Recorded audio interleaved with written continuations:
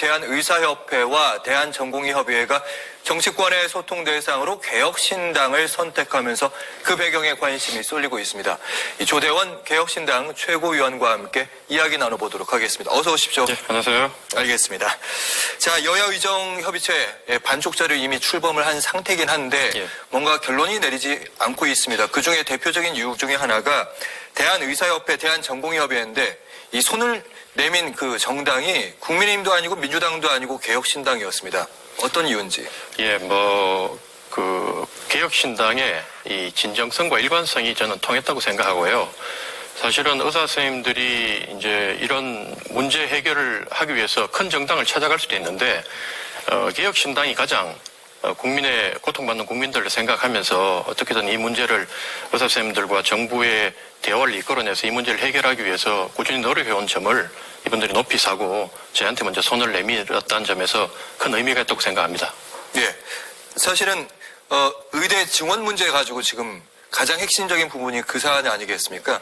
그러니까 의협도 그렇고 전공의협의회는 이제 당사자이고 의협은 가장 큰 회원들을 모집하고 있는 것이기 때문에 목소리가 가장 큰데 좀 더 큰 정당을 만나는 게 자신들의 의사를 펼치는 데 도움이 좀 됐을 것 같은데 그런 생각도 좀 들거든요.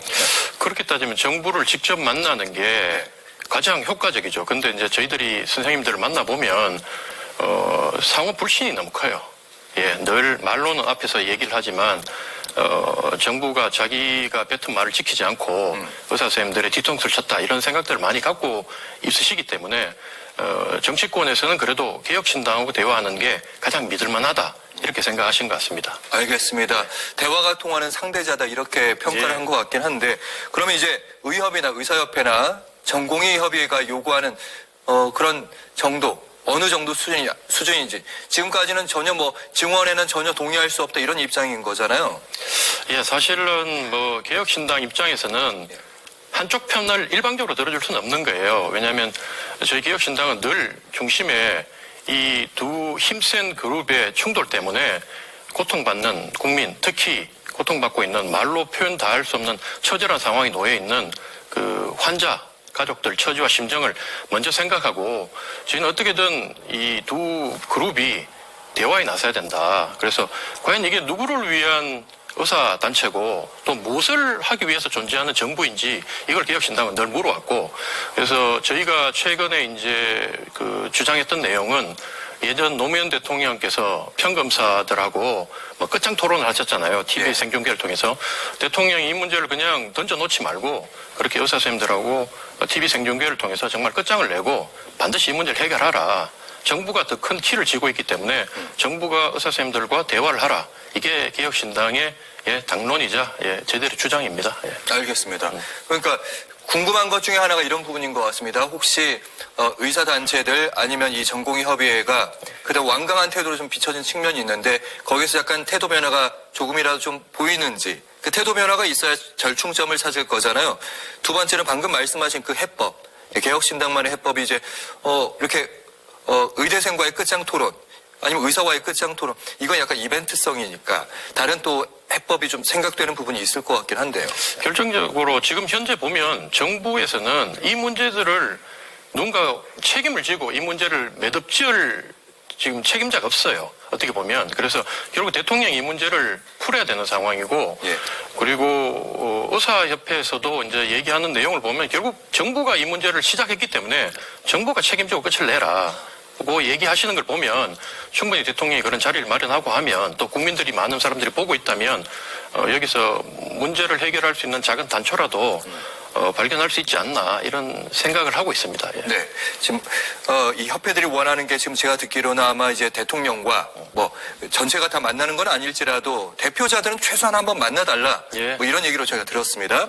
그리고 이제 김건희 여사에 대한 특검법 민주당이 이제 정한 게 이제 내달 12월 10일쯤으로 지금 알려지고 있는데 개혁신당의 입장은 무엇인지 궁금합니다.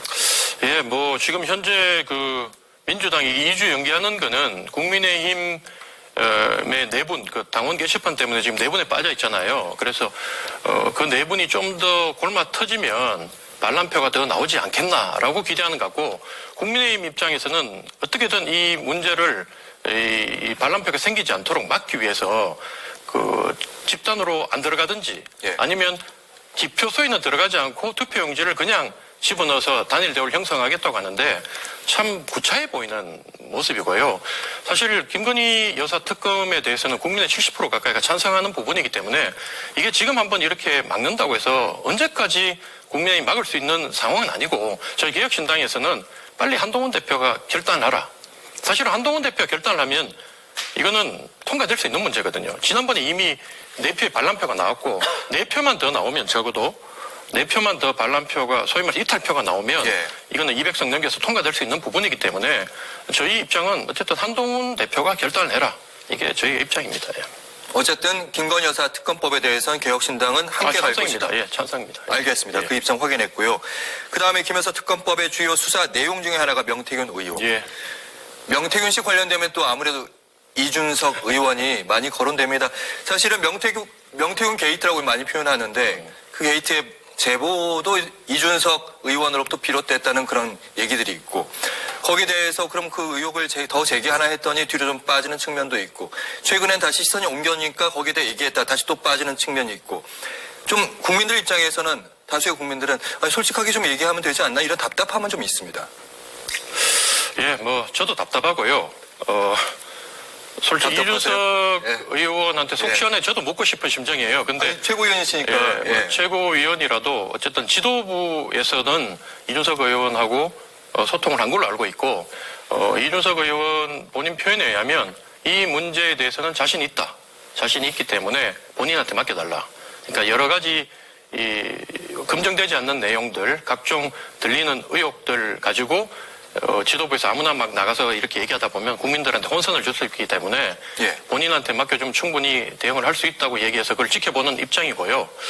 근데 이제 제 개인적으로는 사실 저도 이 명태균 사건이 불거지기 전에 여러 가지 제보를 많이 들었어요. 사실은 명태균 씨가 국민의힘의 고위급 인사들하고 윤석열 대통령이 대권 후보가 되기 이전부터 많은 그 깊은 관계를 맺어왔었고 예. 그 당시에도 여론조사 비공개 공개 여론조사로 관계를 맺으면서 이 여론조사 비용을 때로는 뭐 공개적으로 이렇게 지불하면서 네. 명태균 씨를 도와줬고 아니면 비공개적으로 그러니까 비공식적인 루트로 여론조사 비용을 대납해서 이렇게 명태균을 도왔다는 얘기가 많이 돌고요. 예. 그게 최근 이번 총선까지도 자신이 모 인사의 그 여론조사 비용을 대신 냈다고 주장하는 분도 사실 저한테는 제보가 있었어요. 아, 그래요? 예, 근데 그게 이제 저도 그분의 일방적인 주장인지 이게 팩트인지 확인이 안 되기 때문에 예. 그냥 어디 가서 얘기는 안 했는데 오늘 뭐 OBS 나온 김에 그 말씀을 드리는 겁니다. 예, 그러니까 우리가 생각하는 것 이상으로 명태균 씨하고 국민의힘의 이 고위급 인사들하고는 깊이 연루돼 있다. 그래서 저는 그게 이제 검찰 수사를 통해서 성역 없이 국민 눈높이에 맞춰서 진실이 밝혀져서 다시는 이 거대 정당의 이런 공천 비리, 비민주적인 정당 운영이 이 관행이 없어지기를 저도 바라고 있는 입장입니다. 네. 공천 그러니까 여론조사와 관련해서 국민의힘과 명태균 씨 쪽과 뭔가 비용 문제로 지금 알려지는 측면들도 있습니다. 3,300만 원 오세훈 시장 측 후원자로 알려진 그 돈이 나오기도 했고 여론조사 비용을 이제 공천 예비 후보자들한테 받는 그런 것도 있었는데 그것보다 더 많다. 주변에서 뭐 사업하는 사람들이 예. 제가 뭐 그러니까 모 인사의 여론조사 비용을 대신 냈다. 뭐 이렇게 얘기하는 분도 있었습니다. 그런 제보들은 예, 그런 들어왔었다. 제보도 있었죠. 이번 총선까지도 이번 총선 과정에서의 여론조사에서도 그렇게 여론조사 비용을 대신 납부했다고 얘기를 하고 있기 때문에 예. 저는 이거는 뭐 제가 밝힐 문제는 아니고 예. 검찰이 이런 부분들까지 밝혀서 네네네. 국민들 앞에 진실을 밝히는 게 저는 중요하다고 생각하고 검찰의 숙제라고 생각합니다.